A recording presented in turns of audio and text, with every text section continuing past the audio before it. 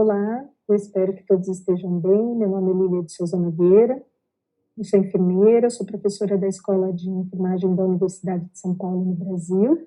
Eu gostaria de agradecer muito a oportunidade de estar aqui com vocês nesse momento, compartilhando um pouco das experiências que eu tenho vivenciado com simulação, uma área que eu gosto muito.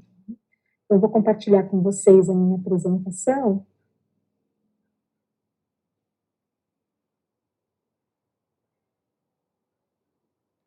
Então, conforme eu falei para vocês anteriormente, a minha palestra é sobre simulação de alta fidelidade na capacitação do enfermeiro emergencista. Eu declaro que eu não tenho conflitos de interesse relacionados à minha apresentação. Bom, para a gente começar, acho que é importante a gente definir a simulação clínica, né, que é uma estratégia pedagógica, uma metodologia ativa, orientada pela aprendizagem experiencial, que busca garantir o desenvolvimento de competências necessárias para assistir aos pacientes de modo seguro, uma vez que esse processo de ensino-aprendizagem ocorre em um ambiente controlado e interativo, e esse ambiente é capaz de reproduzir cenários próximos ao contexto real. E aqui eu reforço um aspecto importante da simulação, que é a garantia da segurança do paciente. A simulação é um contexto em que o erro é permitido, que os participantes eles aprendem com o erro sem causar nenhum dano ao paciente. Ainda em relação à definição de simulação clínica, ela possibilita ao participante vivenciar experiências cognitivas, afetivas e psicomotoras por meio do relato de uma situação clínica que é pautada nos objetivos de aprendizagem. E aqui eu reforço a simulação clínica como uma estratégia para melhorar os domínios cognitivos, afetivos e psicomotores dos participantes. Existem diferentes estratégias de simulação, trago algumas aqui para vocês, como a simulação clínica tradicional, a simulação com paciente padronizado, que é o uso do ator, a prática deliberada em ciclos rápidos, a simulação híbrida, a simulação in situ, onde a assistência ocorre, a telesimulação e tem outras. Como que eu vou escolher a melhor estratégia de simulação? Depende muito dos seus objetivos de aprendizagem, da sua situação problema e do público-alvo que você quer atingir. Trago alguns exemplos aqui para a gente treinar um pouquinho a escolha da melhor estratégia. Nesse primeiro exemplo aqui, os objetivos da aprendizagem, o objetivo era aperfeiçoar as competências de comunicação e gestão de conflitos para melhorar o indicador de queixa de cliente, que era a situação problema. O público-alvo eram os enfermeiros da emergência, a melhor estratégia pode ser simulação com paciente padronizado. Nesse outro exemplo de desenvolver habilidades de atendimento ao paciente em parada cardiorrespiratória como objetivo, para melhorar os indicadores, como tempo, fluxo de atendimento, desfecho clínico desses pacientes, ou treinamento da própria equipe de emergência, a prática deliberada em ciclos rápidos pode ser uma boa estratégia de simulação. Um último exemplo aqui, quero refinar o atendimento à vítima de trauma, para melhorar o desempenho e indicadores de uma equipe, uma unidade específica, e aí o público com uma equipe de emergência, a simulação in situ pode ser uma boa escolha. Bom, a simulação, como a gente falou na definição, ela é um ambiente controlado e interativo, capaz de reproduzir cenários próximos ao contexto real. E aqui eu estou falando para vocês de fidelidade. É isso que a gente vai abordar agora um pouquinho. Fidelidade é o grau que uma experiência simulada se aproxima da realidade, ou seja, é o realismo da simulação. Nesse quadro aqui de Mona Lisa, a esquerda é o original e a direita é a cópia. A cópia é muito próxima do original, então a gente está falando fazendo uma analogia à simulação. Aqui um outro exemplo de uma imagem, né? A primeira imagem é a realidade, a segunda imagem é a simulação que se aproxima dessa realidade. Quando eu falo de simulação, eu gosto sempre de mostrar essa imagem, né, publicada em 2017 por Shaw e colaboradores, em que coloca como a base de qualquer estratégia de simulação a definição das metas e dos objetivos de aprendizagem.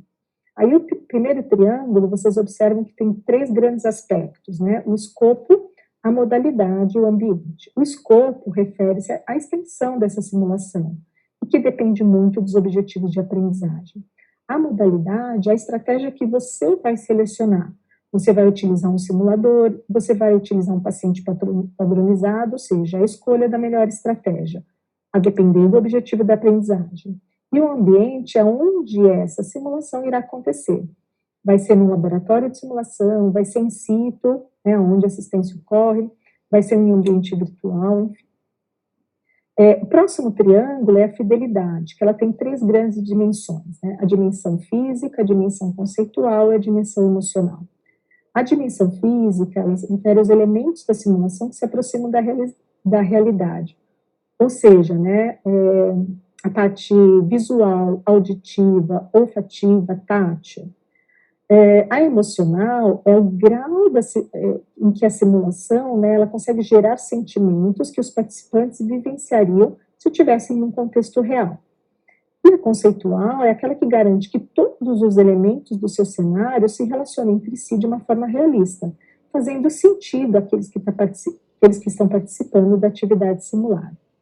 Então, se eu tenho uma simulação com um escopo adequado, uma modalidade, um ambiente adequados e que tenha fidelidade, ou seja, um realismo, eu consigo o engajamento de todos os participantes nessa atividade simulada, melhorando os domínios cognitivos, comportamentais e emocionais. Quando a gente fala simulação, a gente não pode deixar de citar a pirâmide de Miller, né? Então, que vocês observam aqui, que a base da pirâmide é o saber, seguido do saber como, o mostrar e o fazer, né? Então, o saber como são aspectos cognitivos e o mostrar e fazer são os aspectos comportamentais, né? Então, conforme a gente caminha para o ápice da pirâmide, a gente aumenta o nível de fidelidade da simulação. Então, por meio da simulação, a gente pode capacitar um enfermeiro que atua na emergência, um enfermeiro novato, com conhecimento, com pouco conhecimento, ou enfim, com um conhecimento insuficiente, às vezes até para uma tomada de decisão, e a gente consegue, por meio da simulação, transformá-lo num enfermeiro especialista, melhorando o seu conhecimento, as habilidades e as atitudes. Para a gente garantir a fidelidade da simulação, é importante a elaboração de um cenário adequado. Então, aqui à esquerda eu trago uma proposta de itens que devem constar no cenário, como público-alvo, o conhecimento prévio desse participante, qual será a fundamentação teórica, os objetivos da aprendizagem, a duração desse cenário, qual modalidade de simulação será escolhida, quais são os recursos humanos e materiais necessários, se haverá mulagem, ou seja, maquiagem, adereços, os simuladores e equipamentos necessários, a descrição do ambiente, a descrição do caso clínico, na situação clínica, as informações que serão fornecidas aos participantes, o roteiro do desempenho do paciente simulado, se for utilizar um paciente padronizado, os detalhes do briefing, como será o desenvolvimento do cenário, incluindo um fluxograma de tomada de decisão, como será realizado o debriefing e a avaliação final dos participantes. Então, é importante que todos esses aspectos estejam contemplados no cenário. E toda vez que a gente fala de fidelidade, muitas vezes a gente pensa em tecnologia e em alto custo. Como eu falei para vocês, fidelidade é o realismo. Então, eu posso garantir a fidelidade de uma simulação sem uso de tecnologia ou com o uso de baixa, média ou alta tecnologia. Lembrando que para garantir a fidelidade da simulação, eu tenho que utilizar uma estratégia correta e um cenário adequadamente construído e validado. Bom, aqui eu vou trazer alguns exemplos para vocês, algumas estratégias que a gente vem utilizando, eu e outros enfermeiros que compartilharam algumas imagens comigo, algumas estratégias sobre simulação de alta fidelidade quando a gente pensa na capacitação de enfermeiros que atuam na emergência. Então, aqui, algumas fotos de mulagem. Mulagem é uma estratégia excelente em que a gente utiliza tanto em paciente padronizado como no próprio simulador. É uma estratégia de baixo custo, em que a gente acaba utilizando tintas, papel higiênico, atadura de crepe, enfim, e esse visual é essencial para a fidelidade da simulação, então a gente consegue até fazer uma imagem de um corpo estranho.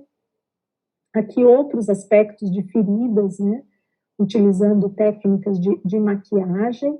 Então, na ferida, além do visual, a gente pode colocar odor, pode colocar secreção, odor com uso de alguns alimentos, né, que tem um cheiro mais forte, enfim. e isso, com certeza, ele garante muito o realismo da atividade simulada.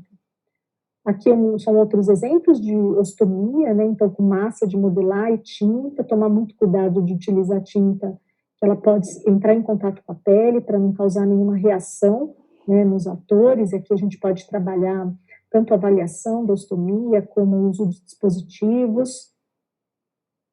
Aqui eu vou trazer um exemplo para vocês de uma mulagem que a estratégia era transformar essa enfermeira, a Érica, numa idosa, né? Então, a maquiagem essencial, né? Então, vocês olham agora nessa foto que já tem o rosto com aspecto bastante senil, e aqui é o resultado final, né? Então, não só a maquiagem, né? Percebem a diferença no cabelo, mas também a vestimenta, todos os adereços e a postura, né, do ator, isso é fundamental. Aqui eu trago uma outra estratégia de mulagem, uma vítima de trauma, então a gente percebe aqui no tórax que está excelente essa maquiagem, né, traz um realismo, mas eu coloco um pontinho aqui negativo em relação à maquiagem no rosto, né, que a ideia era fazer palidez, mas o rosto ficou muito branco, parece mais uma cara de palhaço, e isso daí não traz tanto realismo quando a gente pensa na atividade simulada. Aqui é o uso de mulagem num simulador, então aqui a estratégia era que os participantes identificassem um abdômen assítico, fizessem o teste de piparote e identificassem essa hérnia umbilical. Então aqui tem um simulador de média tecnologia, que era um abdômen de grávida, embaixo desse abdômen foi colocado um balão cheio de água, então que dava para fazer a técnica de piparote, né? E aqui vocês observem que, além da hérnia umbilical, tem a circulação colateral.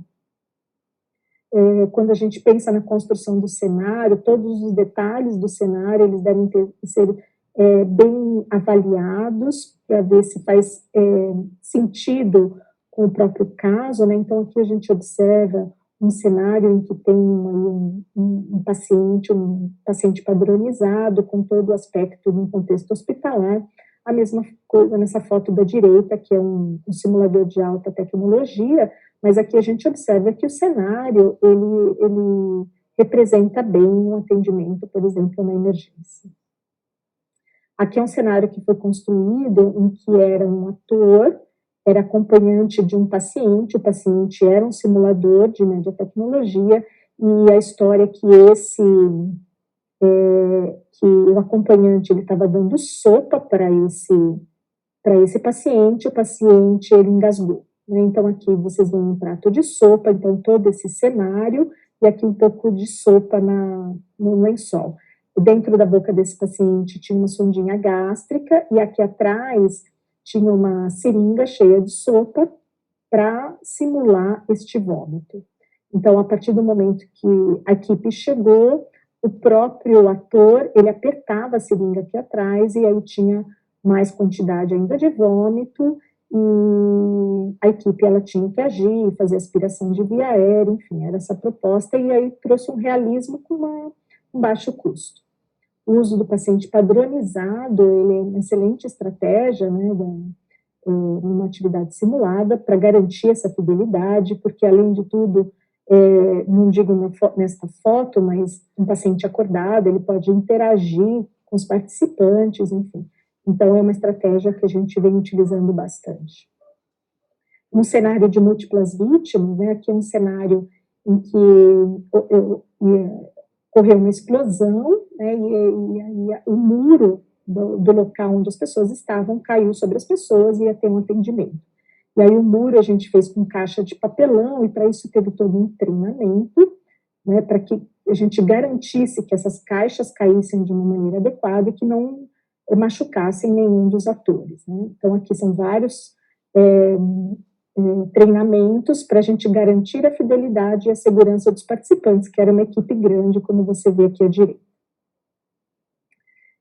Nessa mesma atividade, a gente fez um simulado de múltiplas vítimas, então a gente fez uma identificação para cada vítima, incluindo o roteiro de maquiagem que foi realizada nos participantes, E aqui é o cenário propriamente dito com atendimento. Esse cenário aconteceu à noite, a equipe, ela tinha que entrar dentro da cena, fazer a triagem, e aí a gente avaliava esse atendimento, né? Então vocês observam o realismo na estratégia.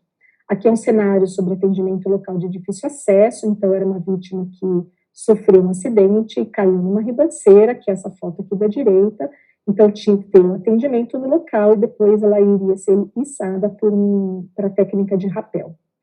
Aqui é o atendimento propriamente dito e aqui a foto à direita, a imobilização da vítima para subir em rapel com toda a segurança. Utilizamos bastante também a simulação híbrida, né, o manequim, um simulador, nesse caso que eu vou mostrar para vocês, um simulador de baixa tecnologia com paciente padronizado. Aqui era uma vítima de ferimento de arma de fogo, que estava agitada, que a equipe iniciou o atendimento, e na hora da punção a gente apareceu um braço, um simulador, né, para que a equipe fizesse a punção propriamente dita. É muito interessante também a simulação interprofissional, né, que são duas fotos aí que exemplificam essa simulação interprofissional. O enfermeiro de emergência, ele não atende os pacientes sozinhos, é em equipe, é um trabalho em equipe, e treinar a equipe é uma boa estratégia, né. Então, aqui na foto da direita, vocês podem estar falando, as pessoas estão sem luva, né, mas é essa grande estratégia da simulação. Depois, no debriefing, esse aspecto da ausência do EPI, ele tem que ser abordado.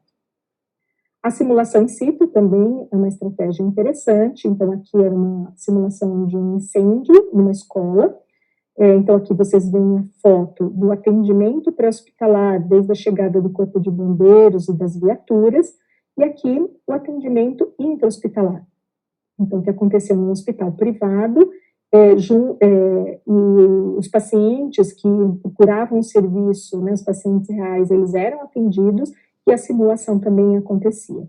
Então, aqui vocês veem um atendimento de múltiplas vítimas, e nessa última foto sempre tinha em cada local de atendimento um avaliador para pontuar os aspectos positivos e os aspectos que precisariam melhorar para ser discutido no debrief. Bom, então, para finalizar, eu vou deixar algumas dicas aqui para vocês, para que vocês consigam garantir a fidelidade da simulação na capacitação desses enfermeiros. Então, o primeiro aspecto é a escolha adequada da estratégia, né? E essa escolha vai depender das metas e dos seus objetivos de aprendizagem. É importante que vocês construam e validem o cenário. Se vocês forem trabalhar com um paciente padronizado, que vocês treinem esse ator, realizem um pré-briefing com os participantes, instruam esses participantes a agirem como se eles estivessem num ambiente real. Nunca use o termo, vamos fingir que. Não, nós vamos atender como se fosse um ambiente real. Torne o cenário o mais realista possível e sempre utilizem sons, cheiros, componentes visuais, que isso ajuda a aumentar a fidelidade da simulação. Então, aqui, nesse contexto, assim, uma imagem vale muito mais que palavras. Então, o aspecto visual da simulação é importantíssimo. Explore sempre os sentidos, né? O olfato, o tato, a audição, né? O aspecto visual, que isso sempre aumenta a fidelidade da simulação. Eu gostaria de agradecer alguns enfermeiros do Brasil e do Uruguai, que compartilharam algumas imagens e algumas estratégias comigo e que enriqueceram essa palestra. E eu queria reforçar que quando a gente pensa numa atividade simulada, é sempre um trabalho em equipe, de preparo, de organização, para que a gente tenha sucesso na capacitação, nessa atividade simulada, para a capacitação dos enfermeiros da emergência. Aqui são algumas referências utilizadas, essa sou eu, então eu gostaria de agradecer muito a atenção de vocês, me colocar à disposição para esclarecimento de qualquer dúvida, e que eu gostaria realmente de compartilhar experiências com vocês, deixando o contato. Muito obrigada.